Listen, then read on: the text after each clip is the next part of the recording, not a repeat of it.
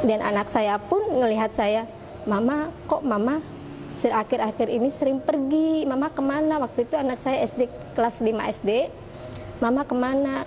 Mama ke masjid, mama mau belajar. Kok ke masjid? Kan kita Kristen. Kok mama perginya ke masjid bukan ke gereja? Mama mau belajar dulu, mama mau cari tahu dulu. Akhirnya sampai ke telinga orang tua saya bahwa saya ingin masuk Islam. Dan orang tua saya sangat menentang. Bahkan sempat waktu itu mengurung saya di kamar, saya nggak boleh keluar selama 1 bulan. Di situ saya dijejelin Alkitab. Kamu baca, kamu baca, kamu baca. Pagi, siang, sore, malam kamu baca, kamu baca, kamu baca. Dan membuat tertarik itu, saya turutin, saya baca. Ada satu di situ Injil Matius pasal yang ke-21 ayatnya yang ke-7 berbunyi, barang siapa yang berseru kepadaku Tuhan, Tuhan, aku tidak akan membawanya ke dalam kerajaan surga. Tapi barang siapa yang melakukan kehendak Bapakku lah yang ada di surga. Disitulah kata-kata itu membuat saya, kok saya berseru Tuhan, Tuhan, tapi dia nggak bisa membawa saya ke surga. Saya tetap waktu itu hari Minggu saya ke gereja. Sampai di situ kebetulan atau apa saya juga nggak tahu, pendeta memberikan ceramah tentang ulangan pasal yang ke-20 tentang 10 hukum Taurat.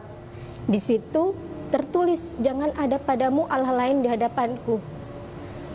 Di Alkitab tertulis aja, jangan ada padamu Allah lain di hadapanku. Berarti kan Allah cuma satu. Kenapa ada Yesus? Itu yang gak logis di pikiran saya, yang membuat saya bertanya-tanya, kok gak logis banget?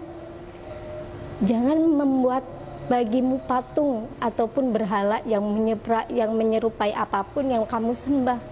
Sedangkan di situ ada patung Yesus dibuat. Buat saya itu nggak logis lagi. Di Alkitab aja ditulis jangan membuat patung. Kenapa mereka membuat patung? Itu yang membuat saya, ini agama kenapa nggak logis? Saya rajin baca Alkitab karena memang bapak saya itu selalu kalau ada apa-apa selalu Alkitab yang disodorin kepada anak-anaknya. Jadinya saya banyak sekali membaca Injil-Injil di Alkitab. Jadi membaca itu, ini apa sih artinya, ini apa sih. Saya juga kalau beribadah suka nanya, Pak Pendeta ini maksudnya apa ya, ini maksudnya apa ya, karena saya ingin tahu orangnya. Saya orangnya ingin tahu, kalau orang sekarang bilangnya kepo. Saya orangnya ingin tahu. Jadi di Islam pun juga gitu. Setelah saya baca Alkitab itu sebenarnya nggak salah. Alkitab itu emang Alkitab sebelum ada Al-Quran, itu Alkitab dulu. Alkitab itu terbagi menjadi 2, Perjanjian Lama dan Perjanjian Baru. Di Perjanjian Lama itu mengisahkan tentang sebelumnya ada Nabi Isa. Dan di kitab Perjanjian Baru itu setelah ada Nabi Isa. Nah, setelah Nabi Isa barulah turunlah Nabi Muhammad. Baru disempurnakan menjadi Al-Quran. Karena selama di Alkitab tidak ada tulisannya agama Kristen. Saya baca dari awal, dari baca akhir, nggak ada agama Kristen di Alkitab.